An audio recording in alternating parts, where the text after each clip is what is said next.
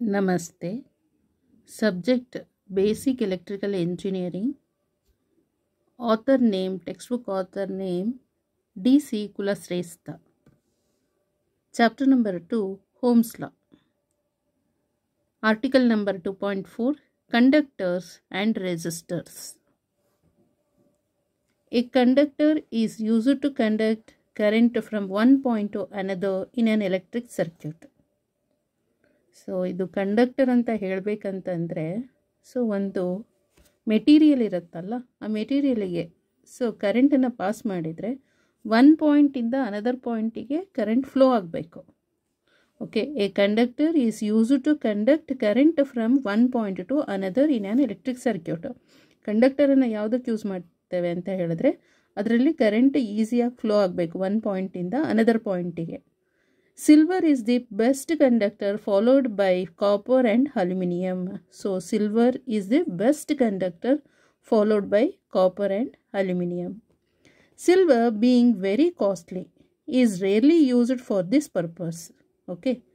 Metallic conductors in the shape of bars, tubes, wires or sheets are commonly used. Bus bars are solid thick conductors to carry large currents, hundreds of amperes. Bus bars are solid thick conductors to carry large currents, hundreds of amperes. So 100 amperes ಅದನ್ನೆಲ್ಲ current ಅದು ಅಲ್ಲಿ flow ಆಗಬೇಕು ಅಂತ ಹೇಳಿದ್ರೆ bus bars use ಮಾಡ್ತೇವೆ, bus ಬಾರ್ಸ್ನ. Okay, ಅದು solid thick ಆಗಿರುತ್ತೆ, thick conductor. Okay, to carry large ಕರೆಂಟ್ನ ಕ್ಯಾರಿ ಮಾಡುತ್ತೆ. Thin bus bars are used in electronic circuits. ಈಗ ಥಿನ್ ವೈರ್ ಇರುತ್ತಲ್ಲ, ಸಿಂಗಲ್ ಸ್ಟ್ಯಾಂಡ್ ವೈರು, ಆ ಥರದ್ದನ್ನೆಲ್ಲ ನಾವು ಎಲೆಕ್ಟ್ರಾನಿಕ್ ಸರ್ಕ್ಯೂಟ್ಸ್ ಮತ್ತು ಕಂಪ್ಯೂಟರ್ಸಲ್ಲಿ ಯೂಸ್ ಮಾಡ್ತೇವೆ. Okay, thin bus bars are used in electronic circuits and computers to carry information signals. So ಇಲ್ಲಿ conductor ಯಾಕೆ ಯೂಸ್ ಮಾಡ್ತೇವೆ ಅಂತ ಹೇಳಿದ್ರೆ ಅಲ್ಲಿ ಈಸಿಯಾಗಿ ಕರೆಂಟ್ ಫ್ಲೋ ಆಗಬೇಕು, to conduct current from one point to another in an electric circuit. Okay, ಮತ್ತು ಇದರಲ್ಲಿ ಬೆಸ್ಟ್ ಕಂಡಕ್ಟರ್ ಯಾವುದು ಅಂತ ಹೇಳಿದ್ರೆ silver is the best conductor, followed by copper and aluminium. But silver being very costly is rarely used for this purpose. ಇದು very costly ಆಗಿರೋದ್ರಿಂದ ಇದು use ಮಾಡೋದು ಅಷ್ಟೊಂದು ಇಲ್ಲ. Metallic conductors in the shape of bars, tubes, wires or sheets are commonly used. Bus bars are solid thick conductors to carry large currents. So bus bars ಇರುತ್ತಲ್ಲ, ಅದರಲ್ಲಿ thick wire ಮತ್ತು thin wire ಅಂತ ಇರುತ್ತೆ. Thick wire ಏನು ಮಾಡುತ್ತೆ ಅಂತ ಹೇಳಿದ್ರೆ conductors to carry large ಕರೆಂಟನ್ನು ಕ್ಯಾರಿ ಮಾಡುತ್ತೆ, ಥಿಕ್ ಕಂಡಕ್ಟರ್ಸ್. ಸೊ ಎಷ್ಟು ಕರೆಂಟ್ ಇರ್ಬೋದು ಅಂತಂದರೆ 100 amperes. Thin bus bars are used in, so thin bus ಬಾರ್ಸ್ನ ಎಲ್ಲಿ ಯೂಸ್ ಮಾಡ್ತೇವೆ ಅಂತ ಹೇಳಿದ್ರೆ electronic circuits and computers to carry information ಸಿಗ್ನಲ್ಸ್ನ ಕ್ಯಾರಿ ಮಾಡಲಿಕ್ಕೆ ಅಲ್ಲಿ ಯೂಸ್ ಮಾಡ್ತೇವೆ ಥಿನ್ ಬಸ್ ಬಾರ್ಸ್ನ. A wire may be single solid or may have a number of solid wires. ಈಗ ವೈಯರ್ ಒಂದೇ ಒಂದು ಸಣ್ಣ ವೈಯರ್ ಇರ್ಬೋದು, ಆಯಿತಾ, ಸಿಂಗಲ್ ಸಾಲಿಡ್ ವೈಯರ್ ಇರ್ಬೋದು. ಇಲ್ಲ ಅಂತ ಹೇಳಿದ್ರೆ ನಂಬರ್ ಆಫ್ ಸಾಲಿಡ್ ವೈಯರ್ಸ್ ಇರುತ್ತೆ, ಅಂದರೆ ಕಾಲ್ಡ್ ಸ್ಟ್ರ್ಯಾಂಡ್ಸ್ ಅಂತ ಕಾಲ್ ಮಾಡ್ತೇವೆ. ಮೇಲೆ ಸ್ಟ್ರಾಪ್ಸ್ ಇರುತ್ತಲ್ಲ, ಇನ್ಸೈಡಲ್ಲಿ ಸಣ್ಣ ಸಣ್ಣ ವೈಯರ್ಸ್ ಇರುತ್ತೆ. ಅದು ಸಿಂಗಲ್ ಸಾಲಿಡ್ ಇರ್ಬೋದು, ಇಲ್ಲ ಅಂತ ಹೇಳಿದ್ರೆ solid wire, number of solid wires ಇರುತ್ತೆ, ಅದನ್ನು ಸ್ಟ್ರ್ಯಾಂಡ್ಸ್ ಅಂತ ಹೇಳ್ತೇವೆ. Twisted together to increase flexibility, ಅದನ್ನು ಟ್ವಿಸ್ಟ್ ಮಾಡಿ ಕನೆಕ್ಟ್ ಮಾಡಬೇಕಾಗತ್ತೆ.